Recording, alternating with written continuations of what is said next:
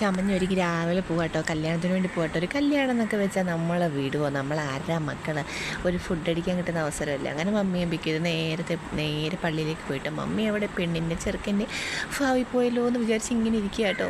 എന്ത് ചെയ്യാനാ. അങ്ങനെ പള്ളിയിൽ നിന്ന് പിന്നെ ഫുഡൊക്കെ നമ്മുടെ ഒരു ഓഡിറ്റോറിയം ഉണ്ടായിരുന്നു, സിംബണി, ഫുൾ ഐ സി ആട്ടോ, അവിടെ ആയിരുന്നു. അപ്പോൾ അവിടെ ഇതുപോലെ വെൽക്കം ഡ്രിങ്കും കാര്യങ്ങളൊക്കെ ഉണ്ട്, അതൊക്കെ കഴിച്ചു. പിന്നെ ഓഡിറ്റോറിയത്തിൽ കയറി പിന്നെ നമ്മുടെ മെയിൻ എന്താണ്, നമ്മുടെ ഫുഡ് അടി. നല്ല ചോറും പരിപ്പറി, ചിക്കൻ ഫ്രൈ, ബീഫ് റോസ്റ്റ്, അങ്ങനെ കുറേ കറികളൊക്കെ കൂട്ടി നല്ലൊരു പിടി അങ്ങ് പിടിച്ച്. അങ്ങനെ പിന്നെ നേരെ നമ്മൾ വിട്ടത് പിന്നെ നമ്മൾ ട്രിവാൻഡ്രത്തേക്കാട്ടോ. അവിടെ വന്ന് നൈറ്റ് ചേച്ചി പറഞ്ഞ് നമുക്ക് ബിരിയാണി വെക്കാം.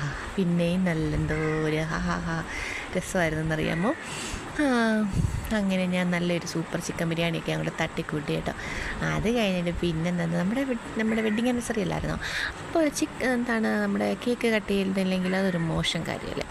അങ്ങനെ കേക്ക് കട്ട് ചെയ്ത് ഇന്ന് നീയൊക്കെ തിന്നെന്ന് പറഞ്ഞാൽ എല്ലാവരുടെയും വായിക്കകത്ത് തിക്കി തിരിക്കി അങ്ങോട്ട് കൊടുത്തു കേട്ടോ. അവർക്ക് മാത്രമല്ല കേട്ടോ, ഞങ്ങൾക്കും തിരികെ അതുപോലെ കിട്ടി. അങ്ങനെ എന്തായാലും ഇരിക്കാൻ വയ്യ കേട്ടോ. സൂപ്പർ കേക്കായിരുന്നു കേട്ടോ, ടെൻഡർ കോക്കനറ്റ് കേക്കായിരുന്നു കേട്ടോ, നല്ല സൂപ്പർ ടേസ്റ്റി കേക്കായിരുന്നു കേട്ടോ. നിമിഷ നേരം കൊണ്ട് തന്നെ കേക്ക് കാലിയായെന്ന് പറയാം. അങ്ങനെ അങ്ങോട്ടും ഇങ്ങോട്ടും ഒക്കെ കൊടുത്തതിന് ശേഷം പിന്നെ നമ്മുടെ മെയിൻ എന്താണ്, നമ്മുടെ ചിക്കൻ ബിരിയാണി അവിടെ ഇങ്ങനെ ഇരിക്കുകയല്ലേ, അത് നമുക്ക് നമ്മുടെ വയറ്റിലേക്ക് എടുത്തിടണ്ടായോ. പിന്നെ നേരെ അങ്ങോട്ടുള്ള ഓട്ടോ ആയി കേട്ടോ. അങ്ങനെ എല്ലാവരും ഇരുന്ന് നല്ലതുപോലെ ആ ചിക്കൻ ബിരിയാണി അങ്ങ് വിഴുങ്ങി കേട്ടോ. നല്ല സലാഡും അച്ചാറ് പപ്പടം ഒക്കെ കൂട്ടി അതൊരു പിടി അങ്ങ് പിടിച്ചു കേട്ടോ. അപ്പോൾ ഇത്രയേ ഉള്ളൂ. ബൈ.